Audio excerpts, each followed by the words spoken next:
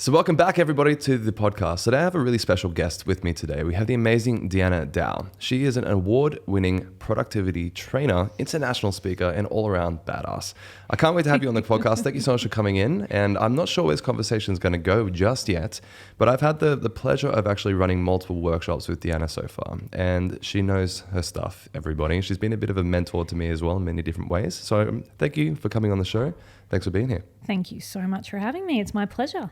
Amazing. So what got you into productivity training and what was your kind of stepping stones towards this pathway? Yeah, I have a really non-conventional pathway. So if you had met me straight after school, I was studying medicine, planning on studying medicine and becoming a doctor. I was about 3 years down into that pathway until I decided that it just wasn't for me. And I think it was because I had the pleasure of being exposed to a corporate workspace really early. So I don't know if you've seen the movie Wolf of Wall Street. Of course I have. But think Wolf of Wall Street exactly as it was, all things included. That's pretty much where I was working.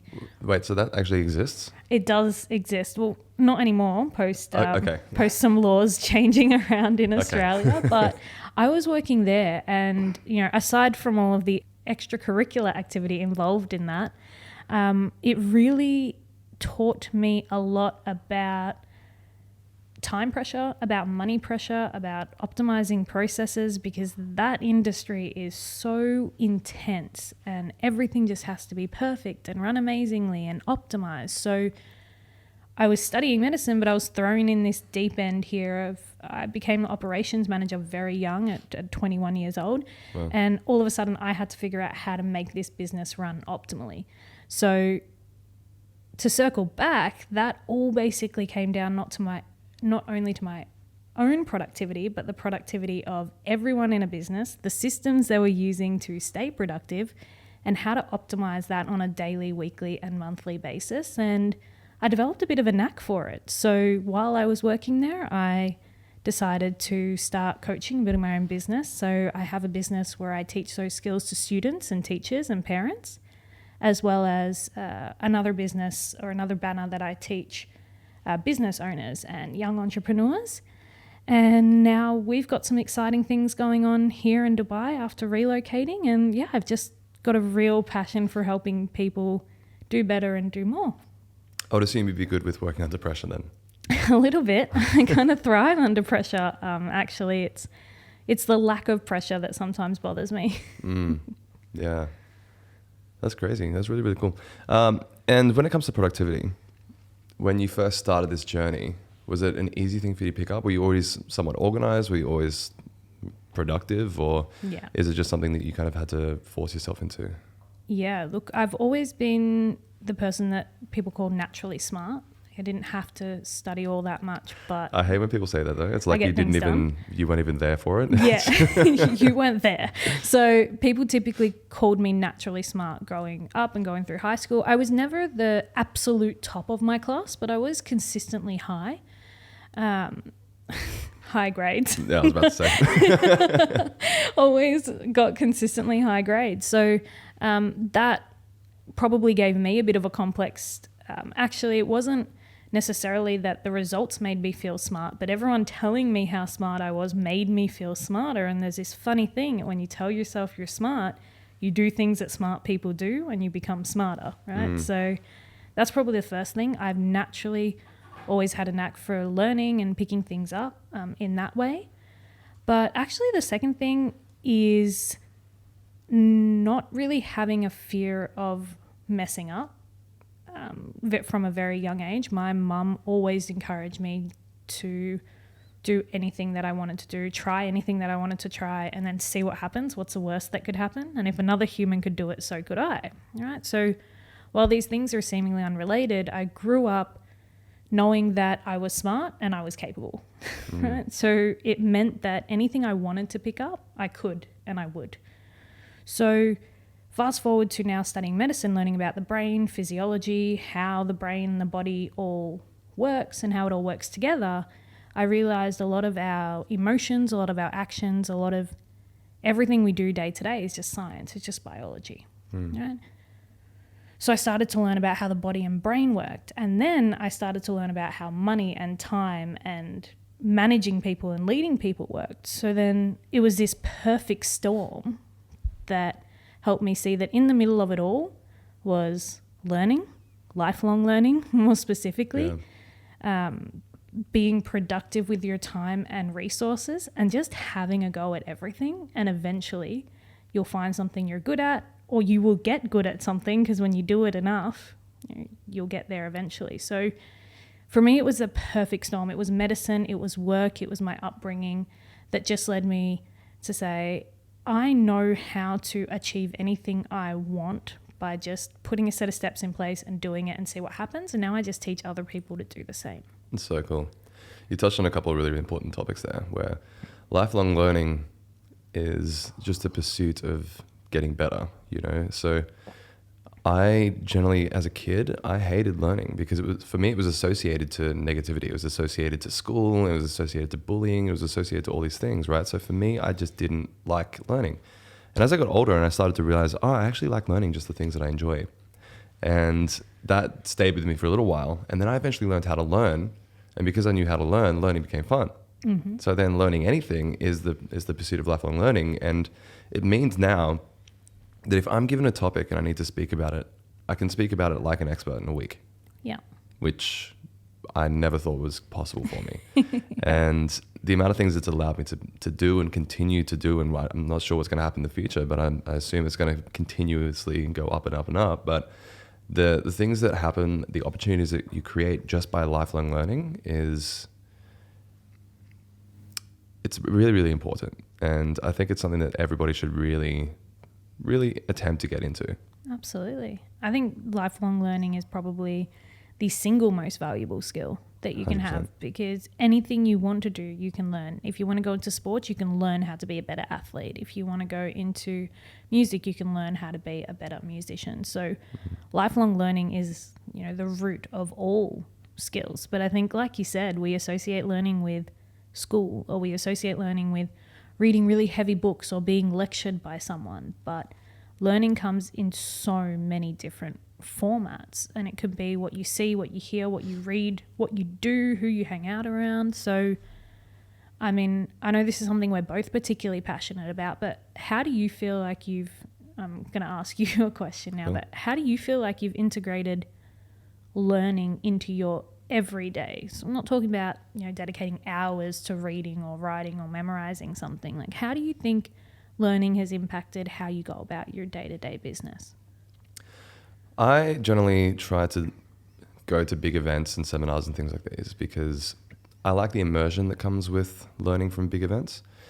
But in my day-to-day life, I'm always using habits that I picked up from memory training. So whether it's even just before when we were recording some tips for social media, I use a memory palace.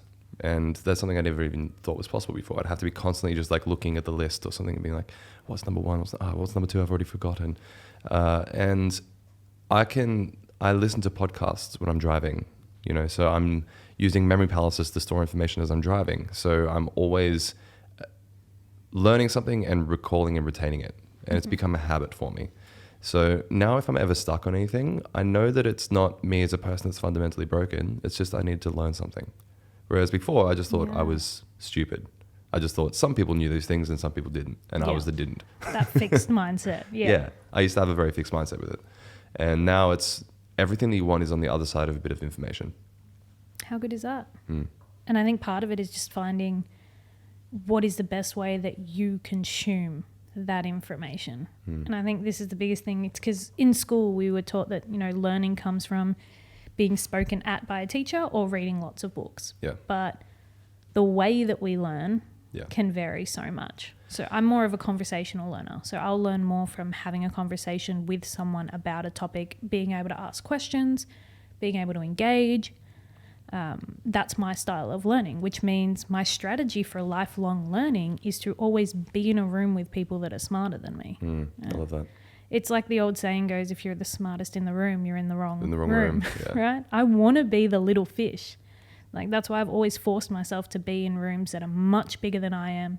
When I had a $10,000 business, I'd be in the room with people had hundreds of thousands of dollars. When I got to $100,000 business, I'm in a room with people with million or multi-million dollar businesses.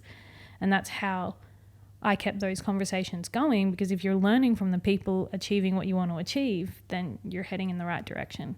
I think Dubai helped me a lot with that. Yeah.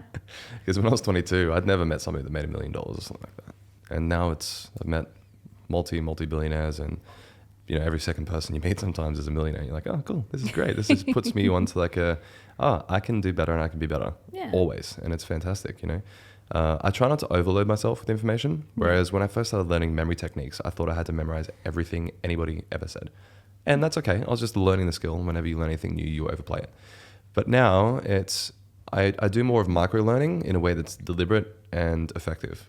So instead of attempting to memorize an entire book in a day or something like that, it's what are 3 to 5 tips that I can learn today that I can use and implement, and then actually ingrain into part of myself of who I am. And then learn more when I feel like I'm ready. So generally I'll be learning 1 to 5 things each day that I can try to implement. And then if I feel like doing an immersion event, like I just did on the weekend, I did a 3-day event where it was 8 a.m. till 8 or 9 o'clock at night. Mm-hmm. It's immersion. You go for a specific reason and you practice experientially. That's important. But in my day-to-day life, I try to do micro learning. I find it really beneficial. How interesting. I know there is something that we both sort of talk about in our respective fields, and that is that we think in question and answer, right? Yeah. I use that to drive all of my learning, in that I pretty much, just like people have their gratitude journals and have journals that they write in the morning and the evening, my morning and night are actually asking questions more than it is answering questions. So I do the standard, what are you grateful for? What went well today? What are you going to do differently tomorrow? But I mostly pose questions to myself that direct my next steps. So as opposed to answering a question, it's maybe a topic came up that I'm not familiar with. So I will ask a question about it, like, what is an NFT, for example, when the first time I heard about it. And then that sent me down, or that started to send me down that rabbit hole of learning about what that is. Or if someone says a term that I'm not familiar with, or if maybe my question is, how can I do this specific thing better?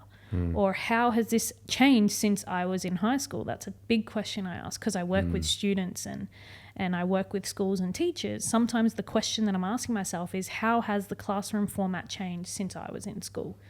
Now, those questions alone are not the be all and end all, but it starts my learning journey, because when you go in with a question, the information you're learning has a purpose and a context, rather than just going and blindly reading about things. Yeah, I think Tony Robbins also says the quality of your life comes down to the quality of your questions. Yep. And when I was younger than I am today, because I'm so old now, some of the questions were things like, why am I not good enough? Yeah.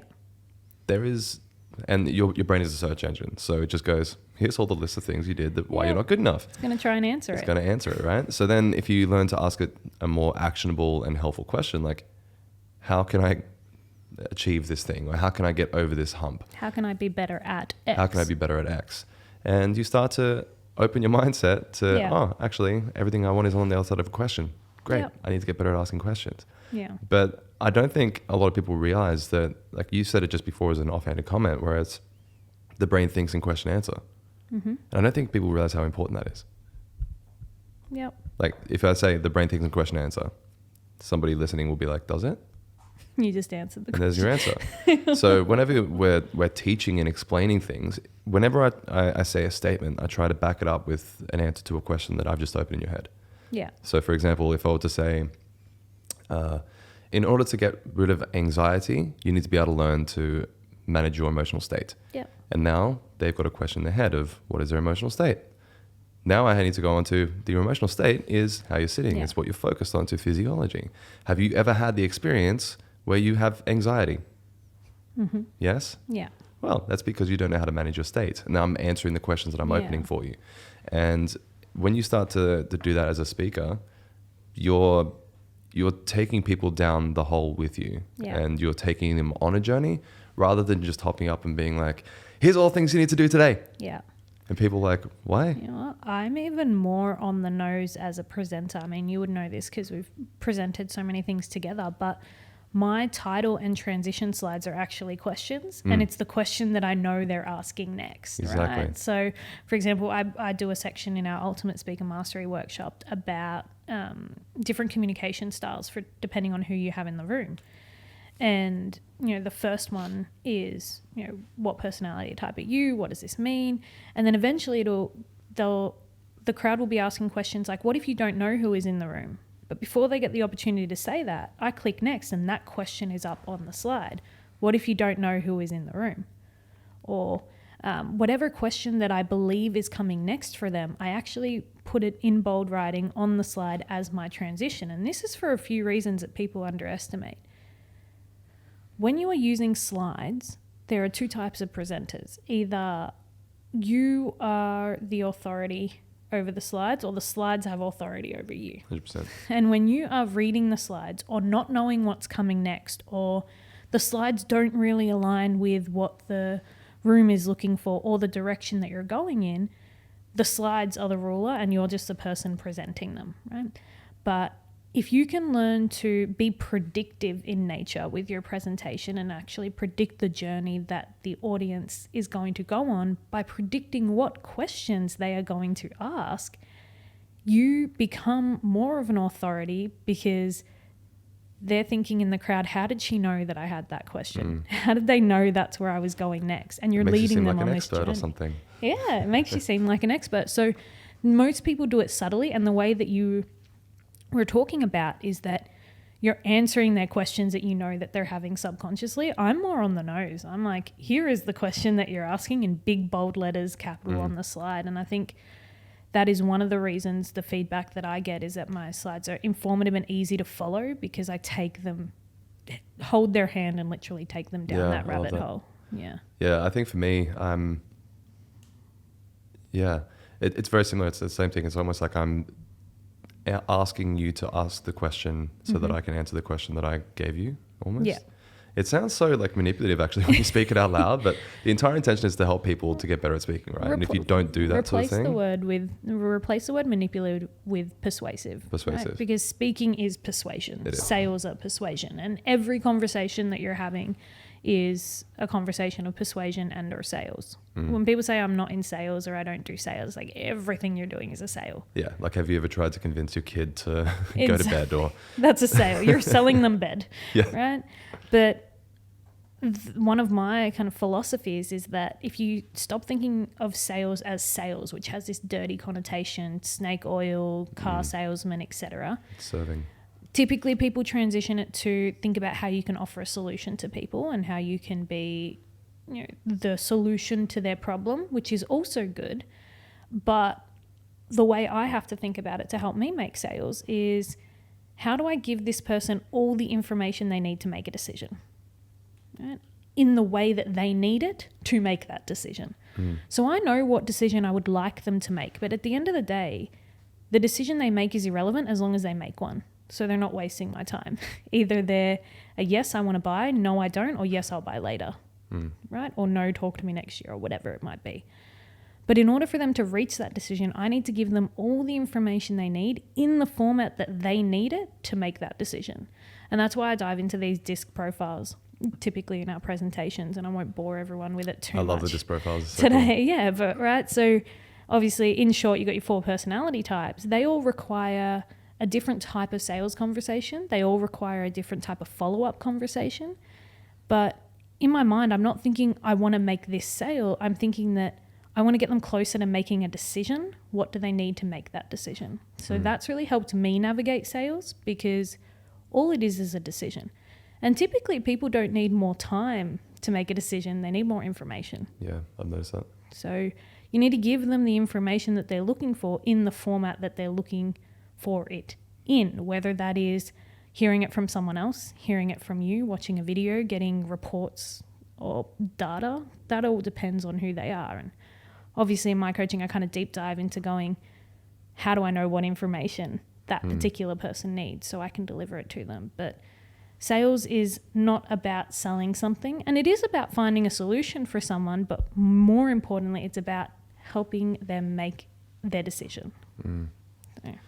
Yeah, I heard about it more as you're helping alleviate somebody from a place of pain. Yeah. It's all the same thing, different terminology, just Which different I think perspectives is of the same. True in a lot of ways. I would argue that up to 90% of the products and services available today are completely unnecessary and irrelevant and not actually serving pain as much as they are feeding into people's need for instant gratification. 100%. Now, while the need for instant gratification in theory is a pain point, it's not a pain point I'm interested in serving.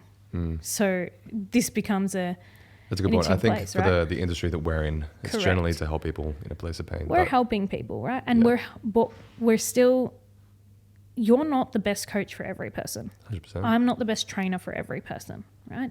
So at the end of the day, a conversation is not a sale. You're not intending to, you may not be the person that alleviates their pain point, but what you are doing is helping them to decide if you're the person that is alleviating their pain point. Does that make sense? Yeah, it's a really good point. Because you might not be that person. So if you might be able to help them, but you might not be the help they want or need. Right? And which is really hard as kind of trainers and coaches, because we know we can help, right? But we might not be the help that they're looking for. And at the end of the day, unless they want it and unless they know they need it, it doesn't work.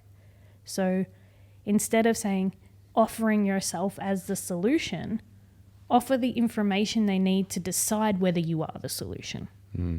I guess that's also when you were teaching me last year, the start of a conversation for a strategy call. It's like, this conversation could end in one or two ways. Firstly, we find we are a good fit, or secondly, we're not. And in which case, I will help you to move you on to somebody who might be able to help. And It's like, yeah, absolutely. When you first start coaching, I think it's, I can help the world. Yeah. Just trust me. I can help everyone. Just give me your money and I will help you. Yeah. Until you realize that, even though that may be the case in some areas and in some ways, like they have to know, or they have to think, or they have to want your help for it to work. So yeah, I found that reframing it in my mind as, yes, potentially offering the solution to a problem, but when I'm coaching people who might be in luxury items or recreational services, they're not always curing a pain point outside of instant gratification. So I had to reframe it in a way that works for me and my clients. And that is, you're helping them make a decision. You're helping them decide why they should buy your handbag, not someone else's handbag. You're helping them decide why they should do this activity, not that activity.